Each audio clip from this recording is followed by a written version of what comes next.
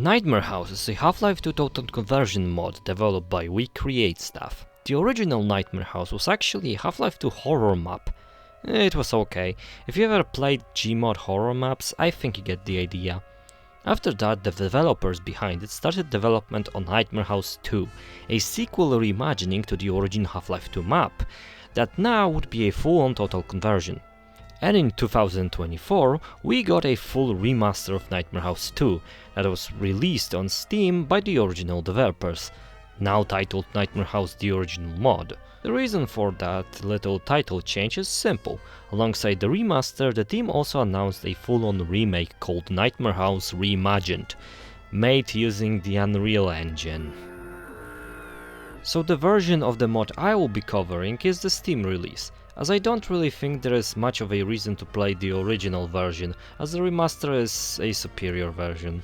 As the name suggests, Nightmare House is a horror mod. More specifically, it would qualify as an action horror game.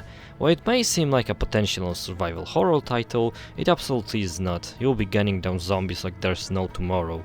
We play as an unnamed silent protagonist who unfortunately crashed his car into a tree. What's even more unfortunate is that he crashed his car right next to the Nightmare House.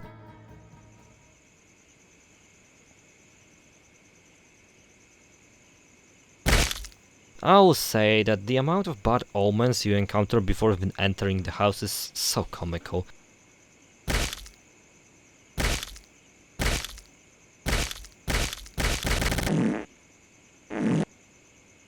Ah yes, the insane amount of red substance that is covering the floor and the ominously placed axe on the table that is also covered in said substance. Must be just paint. This leads me to believe that our protagonist isn't the brightest mind in the world. This entire first section is actually a remake of the original Half-Life 2 map, and I think you can actually feel it, as the standalone Half-Life 2 maps always have that specific pacing. As you can guess, the moment we step our foot into the house, stuff starts to get spooky. Well, first of all, we don't even get into the house through the main door. Instead, we break our way into the basement. What is the goal of our hero here? I guess we're trying to get some help, but at this point, we're just being burglars. I guess this is what you call karma. From this point on, shit really starts to hit the fan in Spook's department. We also get to meet the main source of all the paranormal, the not Elma of this game. You better get used to her, you will be seeing her a lot. We walk through the spooky house some more, get to fight zombies, which are just Half-Life 2 zombies, but without the headcrabs, and just as we thought that we might be able to escape, not Elma stops us and our hero passes out. We then wake up in a hospital, inside one of those cells where they keep insane people. This is where Nightmare 2 begins. I will say, I don't really like this prologue. Gameplay-wise, it's fine, but the issue here, ironically, is the horror. Being a horror game, that should mean that Nightmare House is scary, right? Well, horror in this game works by trying to throw everything it can at you. Random noises, sudden attacks, strange fourth wall breaks, spooky mannequins, weird visions, and worst of all, women. You know, to simulate this experience, I'll be throwing random jump scares at you for the rest of this video. So yes, in general, this mod isn't scary. Majority of the time. There's a brief section that did manage to make me quite uncomfortable. And in general, I can tell there were a lot of interesting ideas thrown into this mod, as there is a lot of cool and creative sequences here. It's just that maybe if they were spread out a bit more, and the game was actually longer, they could have worked better. I will say, this mod's environments look really good. They're filled to the brim with this feeling of unease, very grey and desaturated, but not in a bad way. It fits the atmosphere. The same thing with the ambient sounds. You can hear all sorts of creepy and unsettling noises, making the atmosphere more tense and, well, again, uneasy. If you want to make a good horror game, you need to have a good ambient sound. Ambient is also mixed with dark music, which is also pretty good.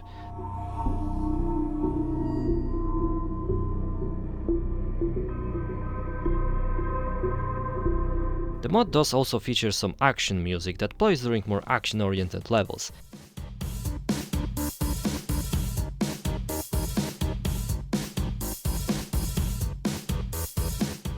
The main location we'll be exploring is the abandoned hospital, and well, it does look like one. Not sure if real hospitals have straight up jail cells. Reminds me of Nova Prospect. In general, you won't have any other locations than the hospital. I will say, however, that later on in the game there are these terrifying industrial looking areas covered in rust with nonsensical geometry. That's the type of stuff that I like in my horror games. I talked about the visuals, but what about the level design? It's pretty alright. It very much feels like a Half-Life style of level design, linear without any branching paths, with very few basic puzzles.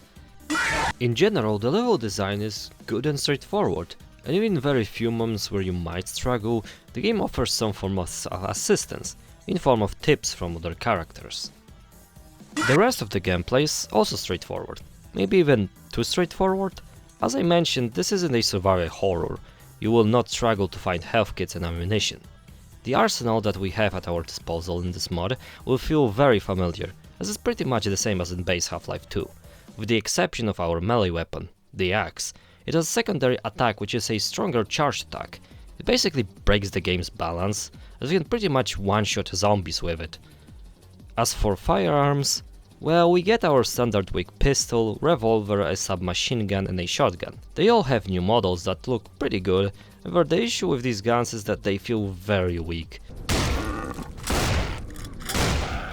To make video game guns feel more powerful is a difficult balance to achieve, as it ultimately comes down to many factors. The gun animations, sound effects, visual effects and enemy reactions. In this case everything feels so plain and basic. Sounds are weak, animations are basic, and enemies, well, okay, you can sometimes blow their heads off. As for the enemies, well, it's just Half-Life 2 zombies. I really appreciate that they have unique visuals, but as for the gameplay, there really isn't anything new. You have standard zombies and fast zombies. The above mentioned look really cursed, I won't lie, but mechanically they work the same as in vanilla. As for something tankier, in Prologue we do shoot the zombies that usually have poisonous headcrabs on their bodies, but in the main game we get a zombie dressed in a tactical uniform, which makes it more resistant to bullets. When I first saw this enemy, I got reminded of No More Room in Hell of all things, which is funny because it is also a Source game that got a sequel/remake on Unreal Engine. Next section will contain spoilers, so if you want to avoid them, just jump to the conclusion. The story of Nightmare House is actually kind of intriguing. You see, at the beginning we are contacted by Dr. Romero, who alongside you is the only living thing left in the hospital. Later on we meet up with a SWAT team, which is composed of just some dudes, and I love them. They all die horribly. Holy shit!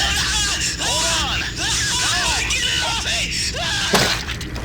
Oh my god, we've got to get the hell out of here now! It is then revealed by their leader that the person responsible for all of this is previously mentioned Dr. Romero, which is a pretty obvious plot twist. It is also revealed to us that not Elma is his wife, who the doctor was trying to resurrect using some device.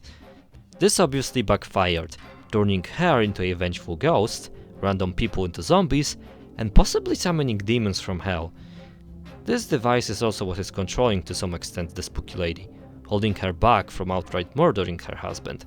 This is mod's final encounter. You are meant to utilize the fact that the doctor has chipped out on the support beams for the strange device, by using planks of wood for the support. Every time we destroy one of the beams, we get a brief vision of certain events, which the doctor seems to be able to see as well. It is then revealed that his wife is the one who brought us to the hospital, as it seems she chose us to set her free. Not sure how she drove the ambulance though. Driving in my car right after a beer. Once we break all the support beams for this strange device, everything explodes. We lay on the floor, possibly with broken legs. Just as it seems that the doctor has won, his wife shows up and begins to play Garry's Mod with his body, ultimately killing him. And the last thing we hear from her is a simple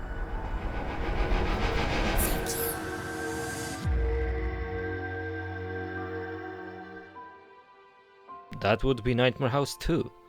Now there is one more thing, the other ending. Right as we are about to ride the elevator down to the lab, we get a choice of leaving the hospital. However, if we do that, the spooky lady just kills us.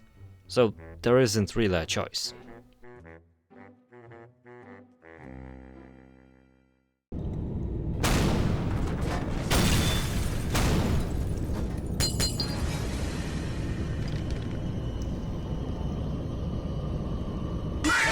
While it's rough around the edges, Nightmare House 2 is really good short Half-Life 2 mod.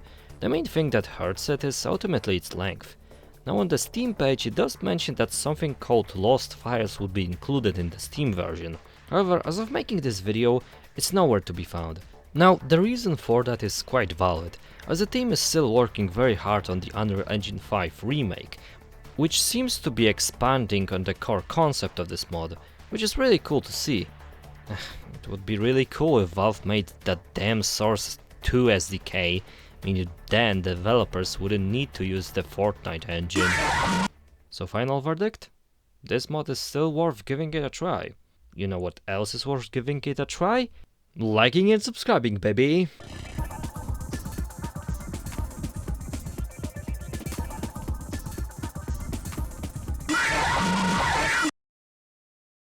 Baba Booey.